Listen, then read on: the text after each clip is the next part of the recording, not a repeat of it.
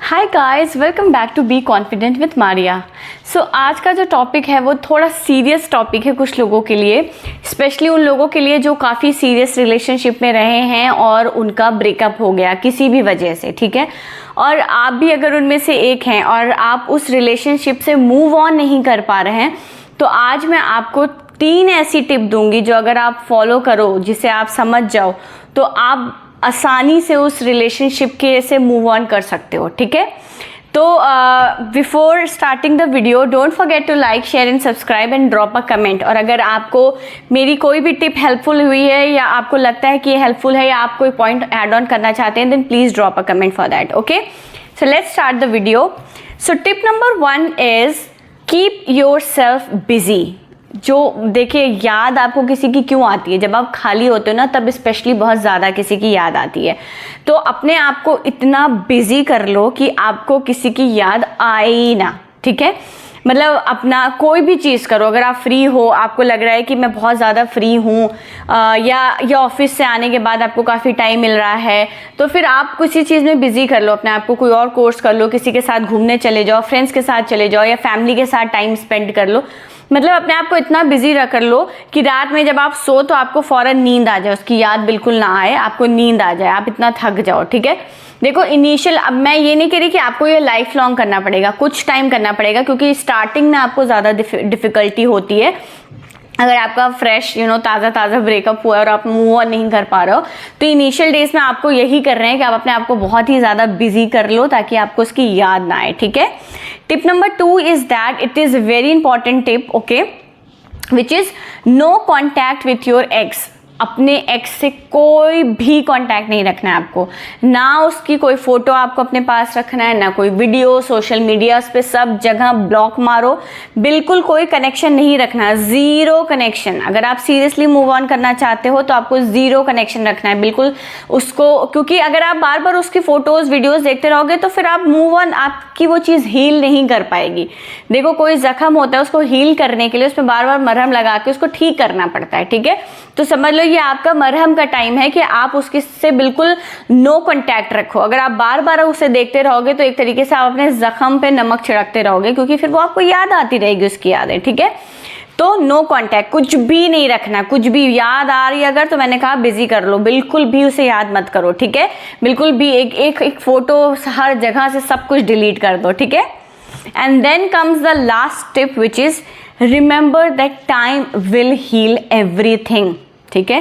थोड़ा सा टाइम लगेगा। अगर आपका ताज़ा ब्रेकअप हुआ है तो आपको टाइम लगेगा, और इस चीज़ को अपने माइंड में थोड़ा सा बैठा लो कि मुझे कुछ टाइम लगेगा, एटलीस्ट 6 महीना। तो अगर आप बहुत सीरियस रिलेशनशिप में थे तो 6 महीना आपका बहुत डिफिकल्ट जाएगा, बहुत ज़्यादा डिफिकल्ट, ठीक है। हो सकता है फिर वो आपकी सांस फूले, आपको एकदम पेट में वो होने लगे, वो फीलिंग जो आती है याद करने की, एकदम धड़कने लगता है दिल जो होता है किसी को, आप जब याद करो अपने एक्स को, वो सब चीज़ें आपको इनिशियल डेज में बहुत ज़्यादा होगी। तो इसीलिए मैं कह रही हूँ कि इस चीज़ को अपने माइंड में थोड़ा सा पहले से ही मेंटली प्रिपेयर्ड रहो कि ये चीज़ होनी है। 6 महीना आपका थोड़ा सा डिफिकल्ट जाएगा, बट उसके अलावा अगर आप ये चीज़ें और 2 करोगे, उससे बिल्कुल कॉन्टैक्ट ख़त्म कर लो, उसकी याद आ रही है तो अपने आप को बिजी कर लो, किसी और चीज़ों में बिजी कर लो, किसी और इन द सेंस कि ये नहीं कि किसी और के साथ फॉरेन रिलेशनशिप में आ जाओ, नहीं, बस कोई ऐसी चीज़ जो आपको पसंद है करना, कोई ऐसी एक्टिविटी जो आपको पसंद है करना वो करो, या कुछ नई स्किल सीख लो, कोई क्लासेस ले लो, कुछ कर लो, दोस्तों के साथ जाओ, दोस्तों के साथ टाइम स्पेंड करो, फैमिली के साथ टाइम स्पेंड करो, बस अपने आप को बिजी रखो। और ये चीज़ जान लो कि अपने आप को थोड़ा सा टाइम देना पड़ेगा आपको, टाइम विल हील एवरीथिंग, और मेंटली प्रिपेयर्ड रहो इस चीज़ के लिए। अगर ये 3 चीज़ें आपने करी तो आप बहुत जल्द उस चीज़ से निकल जाओगे। मैंने देखा है लोगों को 2-2 साल तक वो अपने रिलेशनशिप में ही अटके रहते हैं, मूव ऑन नहीं कर पाते अपनी लाइफ में। तो क्या फ़ायदा, सेकेंड बंदा तो मूव ऑन कर गया ना, आप अपनी लाइफ क्यों बर्बाद कर रहे हो, क्यों? तो अगर ये सारी चीज़ें करो, मैं मानती हूँ कि हाँ कुछ लोग मूव ऑन नहीं कर पाते, बहुत डिफिकल्ट होता है, लेकिन करना तो पड़ेगा ना एनी हाउ।